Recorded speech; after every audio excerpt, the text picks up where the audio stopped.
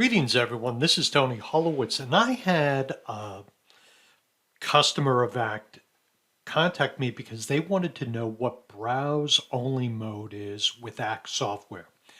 So I'm in Act Premium Cloud, and regardless of whether you have Act Premium Cloud or Act Premium, which is the desktop software, the same thing applies.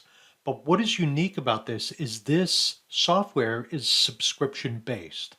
So if you have older versions of Act Pro, this is not going to work. This is for subscription software today only. Having said that, one of the things that I want to point out is right now I'm logged into Act. And if you notice right here, I can come up and I can type in Tony Test right here. So I can come in and edit this. I can change any of the information. I could change that to a 4. I could put in stuff right up here. In other words, I can go around and edit. I can do anything I want in Act as an Act user. But try to imagine this scenario. Imagine you're a business and you have some people that use Act, but you have people that don't really use Act on a daily basis, but they'd like to be able to access or see some of the information in Act. For example, they might want to find a phone number, a street address, or an email address, something of that nature. Well, what Act will allow you to do is create what's called a browse-only user. And a browse-only user is a user in Act that cannot do 95% of the things you can typically do in Act. So let me show you what that looks like. I'm going to come up here where it says Tools, and I'm going to come to Manage Users. And I want to draw your attention to the fact that I'm in here as an administrator, but I created another contact by the name of Anthony Wright, and Anthony is a browse-only user. So how does this work? Well, what I'm going to do is I'm going to pause for a second.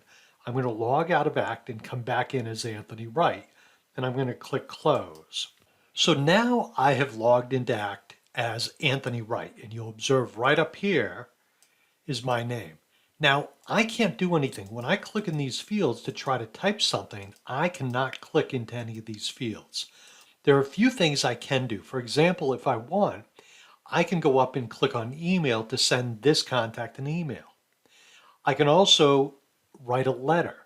I can also look at some reports and create certain reports in Act. So if I click on reports, the potential exists that I could run a report if I needed to. So there are incredible limitations on what you can do with this. But this is great for that person in the back, maybe in the shipping office, or for the user of Act that doesn't really need it all the time to do things from a sales or company daily workflow kind of thing, but they just need it as a glorified Rolodex.